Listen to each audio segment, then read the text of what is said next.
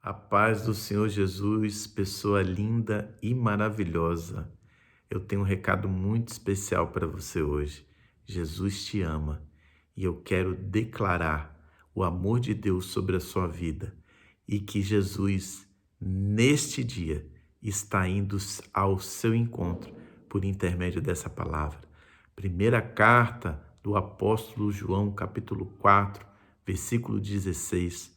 A Bíblia começa a nos dizer que conhecemos o amor de Deus e por isso confiamos nele.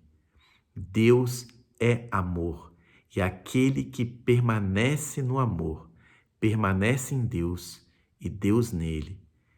Ele nos amou primeiro.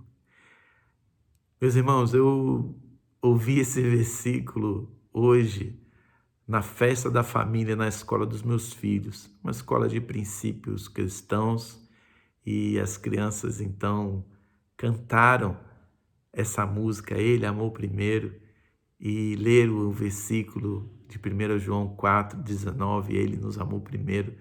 E isso mexeu bastante comigo, porque quando nós vemos crianças, cantando e louvando ao Senhor, não tem como não nos remeter a próprio Jesus, quando ainda estava entre seus discípulos e foi perguntado de quem era o reino de Deus. E Jesus disse que o reino de Deus pertencia às criancinhas. Crianças são seres puros, alegres, cheios de vida e sem nenhum julgamento, sem nenhuma maldade. Quando Jesus nos fala isso, na verdade, ele diz que nós temos que ser como crianças.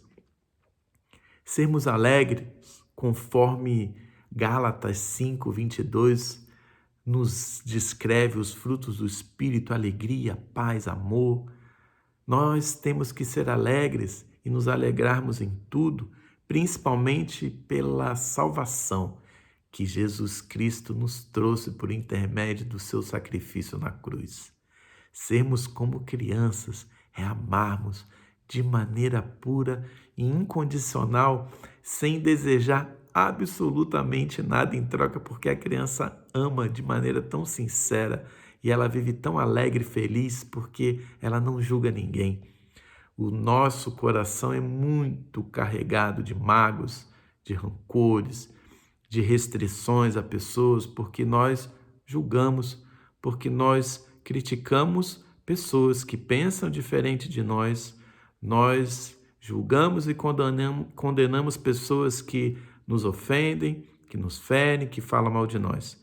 E isso vai totalmente de encontro à palavra de Deus, porque Jesus nos ensinou que nós deveríamos amar aos nossos inimigos, que nós deveríamos bendizer as pessoas que nos maldizem. Eu sei que não é fácil, porém, o Evangelho, que é considerado uma novidade, na tradução, a boa nova, traz algo novo sobre a nossa vida, traz a renovação. O Evangelho, inclusive, nos ensina que nós não devemos moldar a nossa mente segundo os padrões do mundo, mas sim moldar ela para que possamos compreender a boa, perfeita e agradável vontade de Deus. O Evangelho, ele é a pauta do amor. E amor, meus irmãos, é renúncia. Renúncia a tudo aquilo que nós pensamos segundo o mundo nos diz. Renúncia é renunciar aos nossos direitos de estarmos certos nas situações e amarmos e abraçarmos aqueles a quem nos feriram.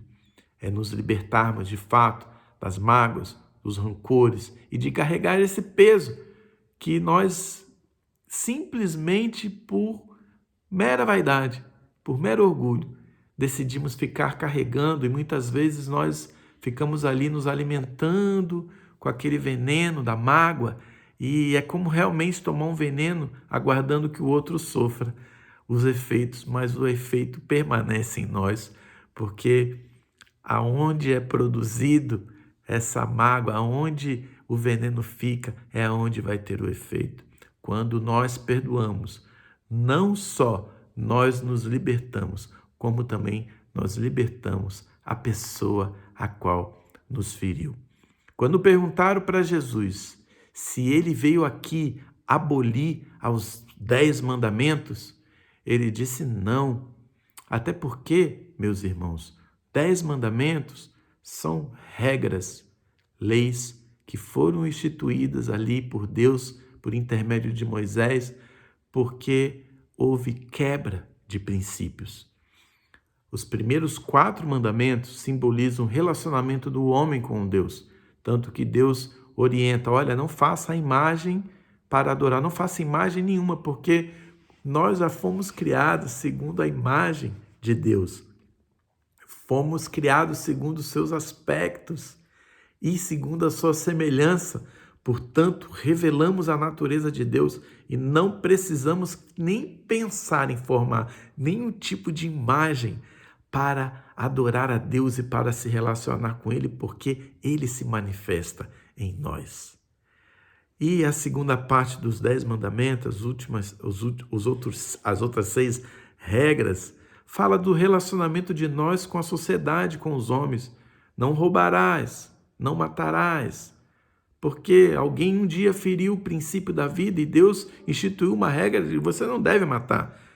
Não adulterarás, não cobiçarás aquilo que é do seu próximo. Você está ferindo o princípio de honra, de abundância, de prosperidade.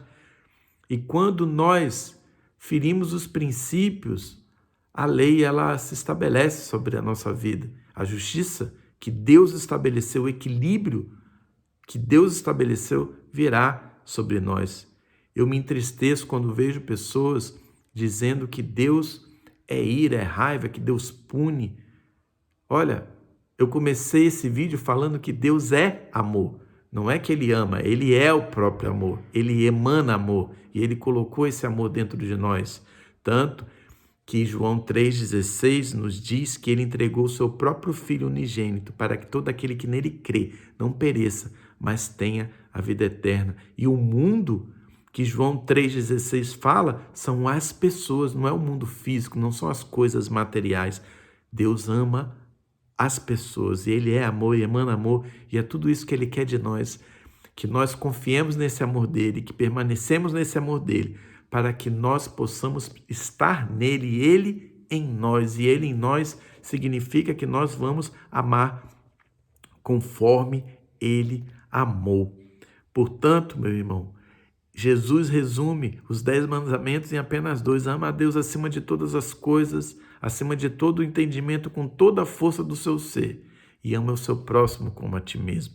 Não tem como você amar a Deus que ninguém nunca viu e você não amar ao próximo que está ao seu lado. E você pode amar. É uma escolha. E nós temos que fazer essa escolha todos os dias, renunciando àqueles desejos, renunciando à nossa carne, renunciando à ira, à raiva, ao rancor.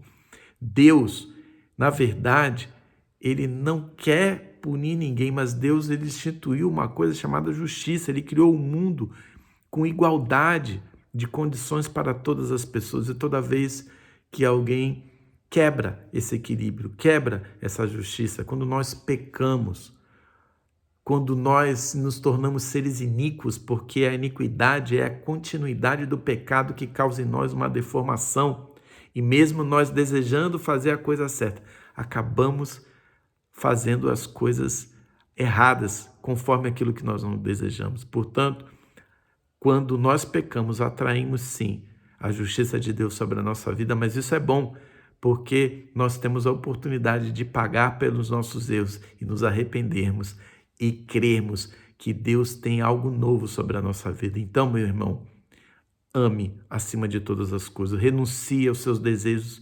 mais primitivos, ame mais, critique menos, receba a paz que excede a todo entendimento da sua vida e que Jesus abençoe a sua casa, a sua família e todos os seus projetos de vida.